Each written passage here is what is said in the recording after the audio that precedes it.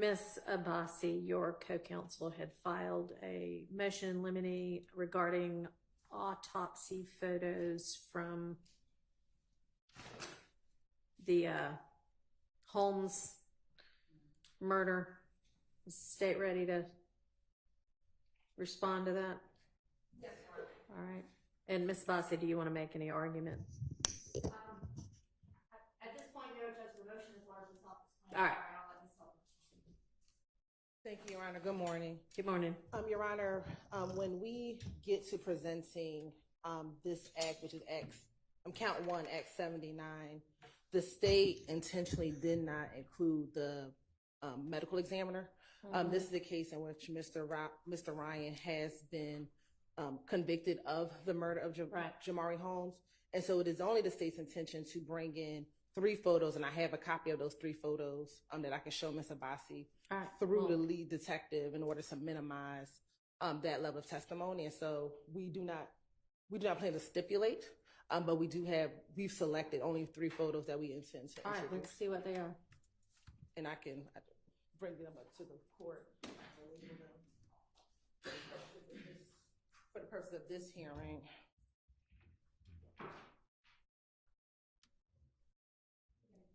Yes.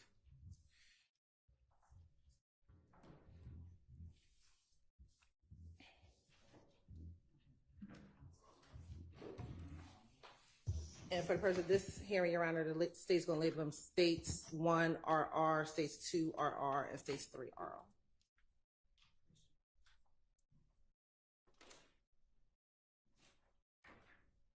And what do y'all plan to present with regard to, just kind of a general overview, the evidence that will establish that Act 79?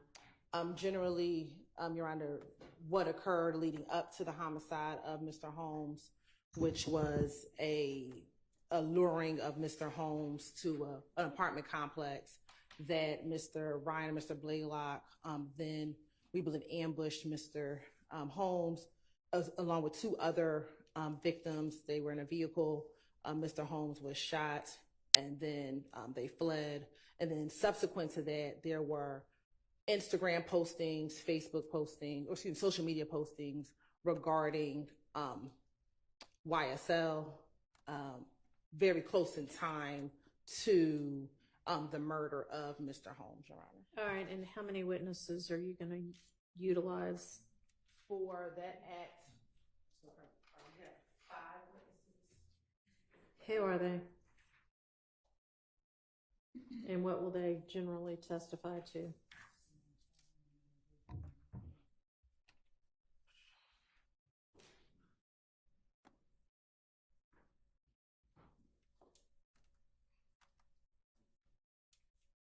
know, that 5 is a marked reduction from the original list of witnesses. We did not intend to retry that murder. Well, that's good to hear.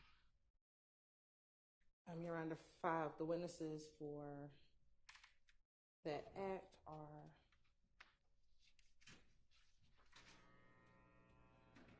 Ms. Sharon Latner's, Starry Holmes, who's the mother of Mr. Holmes. Mariah. An eyewitness? No, she is.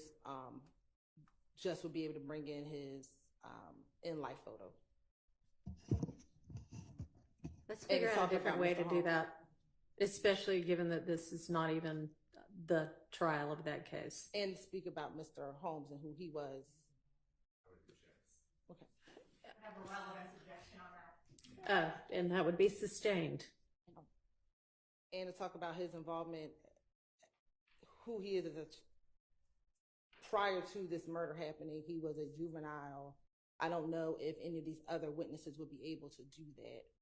Mariah Smith was someone, I believe he had just met recently, who helped set up the robbery that ultimately led to his death. Okay, all right. Have you moved on to another witness now? Is Mariah Smith another witness? Or Mariah Smith is another witness, Your Honor. So Mariah Smith would be able to say he was a juvenile, right?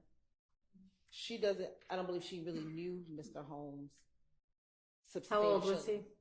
He was 15 at the time of his death. Mm-hmm. And Miss Latner's backing up. She would what, introduce a 911 call? Yes, ma'am. And what's that gonna say? But it was the initial reporting of the shooting. So it was set the time, the time of the shooting. Just Framing one the call? date. I believe just one call, Your Honor. Judge, we would have no objection to the call. Okay. Admitted where, the witness says he'd like to speak with police and police don't speak. We've no problem with that call coming in. Is that the call?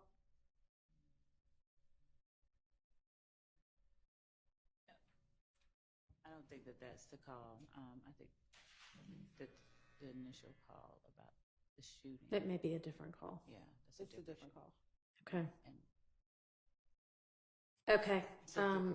So the witnesses are our skeleton version of what we can present to show absent, because we cannot just put in the certified to show the facts of the case. So we're trying to put in. well, I mean, sure, the fact that the murder wouldn't get it as an overt act that is a part of RICO. So I understand you need to do a little bit more than that. Right. And so we're trying to, we've scaled back. We had these Okay. witnesses. All right. I don't represent need to one of- hear what it was going to be at one point in time. Maria Smith is going to say what?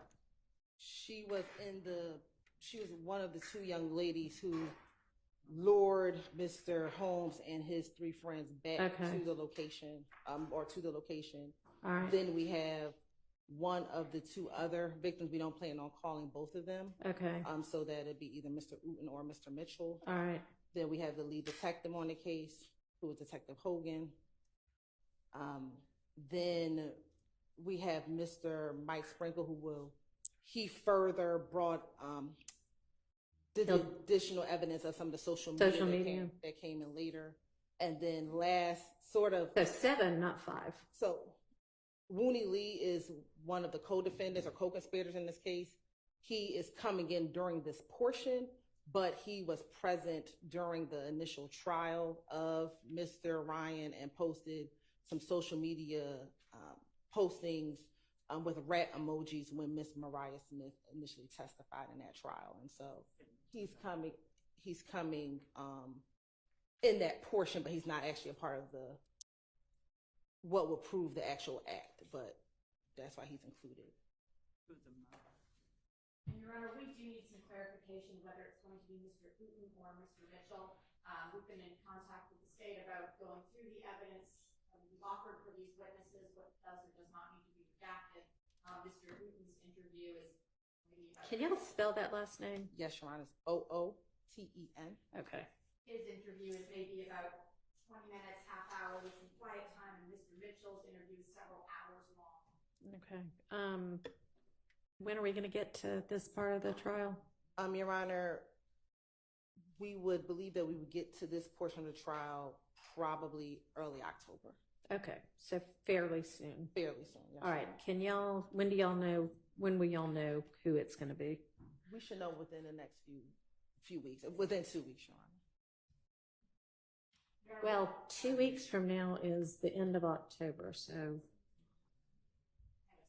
the end of September. Trying to rush that along.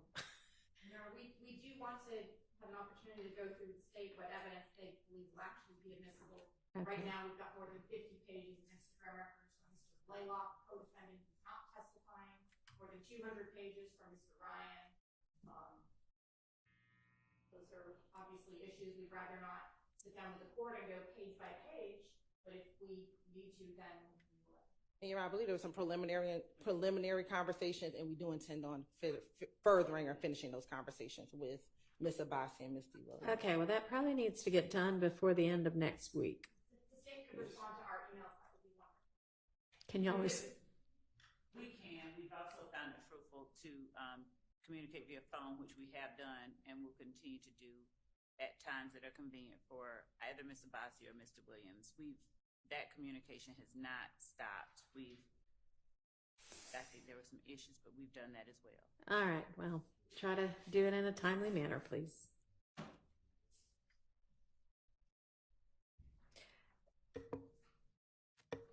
Okay, let me see the photos. And the photos would come in through the detective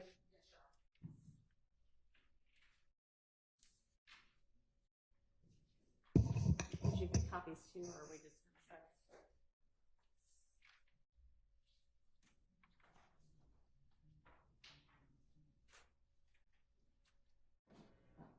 Is this third one like post-incision, or is that the exit wound? That is the entrance wound. Entrance wound? Yes, Your Honor. Your Honor, one of our objections is I don't know who's going to be able to answer that question. I don't believe the lead detective is qualified to explain what type of injury you're really against. We don't believe the detective will be able to lay the foundation. Oh, I'm sorry. We don't believe the detective will be able to lay the foundation for these photos. All right. We believe that with some conversation, he can talk about the fact that the victim was shot in his head, that is the victim, that he was it was his homicide that he was investigating. The picture, which I believe is 2RR, with just the area in which the Before it's shaved. before it's shaved, I believe that he could talk about where the bullet was, or that he was shot in the head. And then the last photo, I'm not sure if he'll be able to say it's an entrance wound. We'd have some further conversations with him regarding whether or not he was present during the autopsy or not, and whether or not Do you think that there's any chance he was present during the autopsy? sometimes they are. Sometimes they are. I'm not saying that he would, but sometimes they are present during the autopsy. Was he present at the scene before the body was removed? Yes, Your Honor, I believe so. I believe so, but I need to ask Ms. Okay, well, you'll. Ms. Love.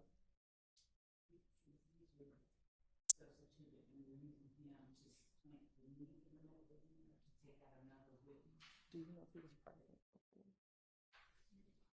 Your Honor, I've got, based on the police report, the officer received his phone call at 6:07 requesting assistance to the homicide. The victim had already been taken to Grady in ambulance 571. Was pronounced dead at Grady at 6:10. Okay, so if he was at the scene, he wouldn't have seen the victim at the scene, so that wouldn't be helpful with regard to these photos.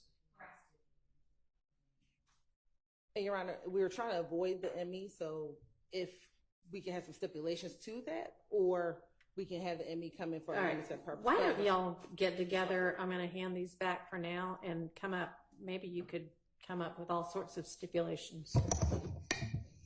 So we'll revisit that.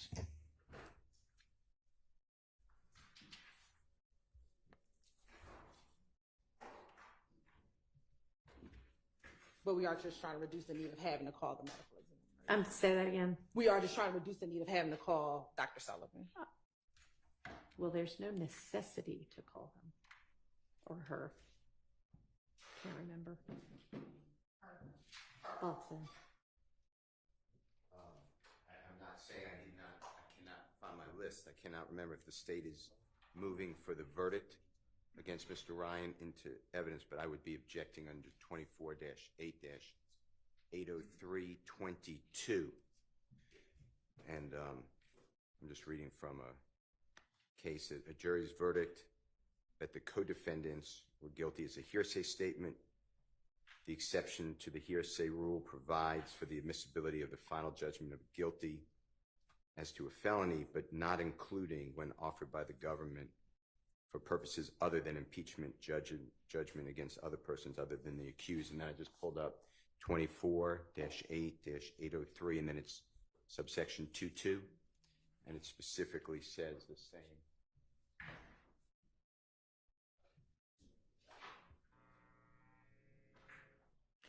What's with the state's plan with regard to that? I just want to put you on notice so we don't go into it. As to the conviction itself, Your Honor, I believe that it would not be improper, and I'll reread the case law on that. I don't believe that it would be improper to limit, as the court did earlier with the conviction itself of the witness. Actually, because it was not a statement that he made,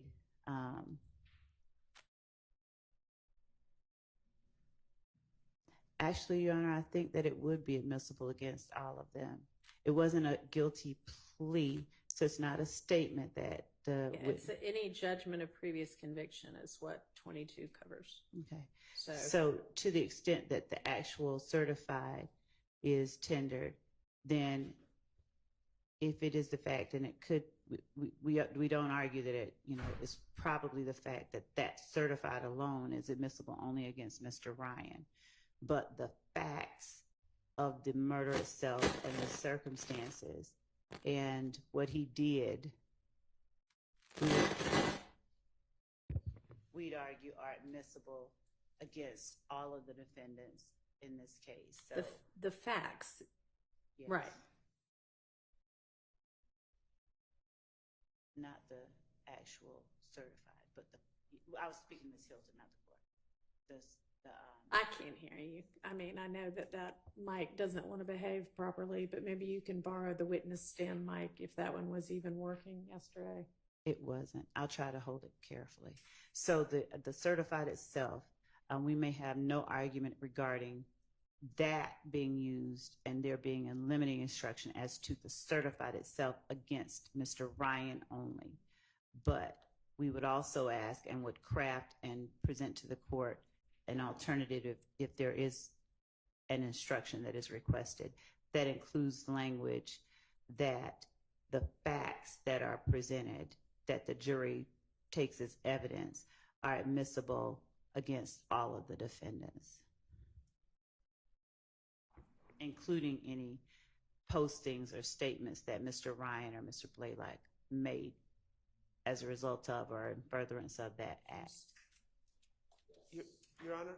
Yes. Before we turn the page, could I just get some clarity? Because I'm confused. The state, I believe, indicated that they thought the facts of the murder case involving Mr. Ryan were admissible in this trial, but the conviction wasn't. But then they started talking about limiting instructions. And I'm confused. Are they maintaining that the jury verdict from a separate jury is admissible against in this case? Or are they abandoning that and saying that they're going to get into the facts of this case? We are saying, Your Honor, that the conviction itself is admissible and will be tendered, and that an instruction should be given that the certified that we intend to introduce, that conviction should be considered against Mr. Ryan only. Oh my. But the facts of the murder and what happened should be considered as evidence if they choose to, believe it, against anyone currently on trial. All right. So it sounds like you do intend to introduce a certified copy of the conviction? Yes, Your And that would be accompanied by a limiting instruction that is probably similar to the one I gave before, that that can only be considered against Mr. Ryan. Of course, he's charged with the RICO count, right? He is. Okay.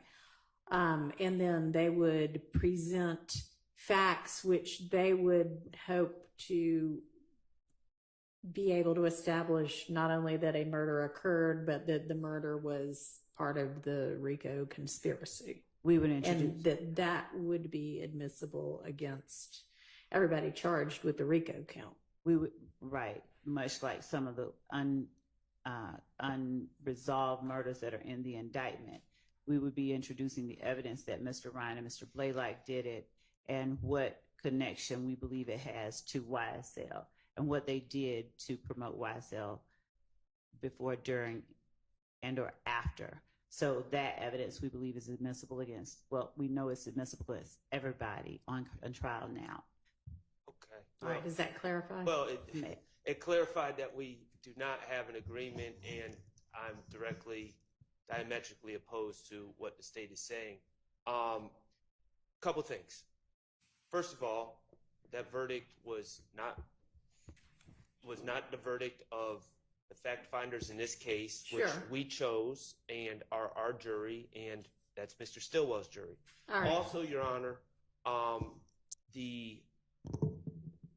I'd like Your Honor to know that Mr. Ryan's case is currently on appeal. It's not a final judgment. It's on appeal. All right. And I guess I defer to Mr. Attorney Steele on this because, as I understood it, he was going through the law that would prevent them from presenting this as evidence. And it is evidence against us. I'm sorry. When you say this, what do you mean? The fact of conviction. Conviction. I'm not worried about the facts. I understand the facts, but the conviction, and they want to use it as proof of an overt act, which as an element to Mr. Ryan. Well, is what they're saying. Well, no, they just said it against everyone as far as count 1 to RICO. The facts that they're going to present, not the conviction. Okay, well, I don't, as I understood the case law as Mr. Steele was reciting it, and maybe I'm wrong, but I thought we were at an understanding that they could, that's exactly what they could not do, is take a verdict from another jury and use it as substantive evidence against anyone in this case. No, they can use it against, I think that they can use it against Mr. Ryan. Well, they're using it against him for a RICO. This was not an admission by Mr. Ryan. This was not a plea of guilty. He was found guilty. It's still a judgment of conviction. Well, it's not a final judgment. It's on appeal. Pendency of appeal doesn't matter in terms of admissibility. It's right there in the statute. Okay. Well, I understood the state said two different things, and so I was seeking clarity. I'm opposed to it. I'm stating my objection. I don't believe that if Mr. Ryan is charged with a RICO count along with my client, and they have the exact same element, and the jury's instructed that they need to find the commission of one of the overt acts, and they're told to consider the jury, the finding of a jury, a separate jury against Mr. Ryan. I don't know how they separate that. I don't know how a limiting instruction separates that and protects Mr. Stillwell's rights, and they wouldn't accept that same jury verdict against Mr. Stillwell and others for count 1. I don't think a limiting instruction would be sufficient. I think they need to prove that case. I think we have some case law that addresses that subject. I'd like to flesh it out given Mr. Schart's objection, but I'd preliminarily point the court to United States versus Pelullo, P-E-L-U-L-L-O, 14 F 3rd 881 at 888. It's a Third Circuit 1994 case, and it specifically speaks to prior convictions being routinely admitted into evidence at subsequent RICO trials as an ordinary piece of evidence. A judgment is subject to evaluation by the Slow down a little bit. Oh, I'm sorry. A judgment what? As a judgment, I'm sorry, as an ordinary piece of evidence, a judgment is subject to evaluation by the fact finder who can accept or reject such evidence as it deems appropriate. Also, United States versus Tocco, T-O-C-C-O, 200 F 3rd 401, in site 417 to 418. It's a Sixth Circuit 2000 case, finding the district court's admission of evidence of a co-defendant's prior conviction permissible to establish RICO predicate. Here it says because the evidence was not used as collateral estoppel, but again, these are cases that I would need to flesh out. These are just preliminary cases for the court's consideration, given the argument that I'm hearing Mr. Schardt make right now, that we would point to as a starting point. All right. Well, we're going to have to get that sorted out fairly quickly if we think that within the next 2 weeks we're going to get to this. Yes, yes. Or so, 2 weeks or so. Okay.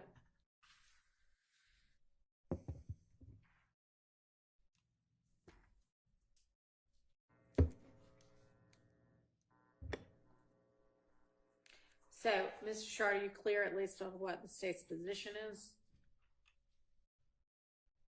Now, Okay. thank you.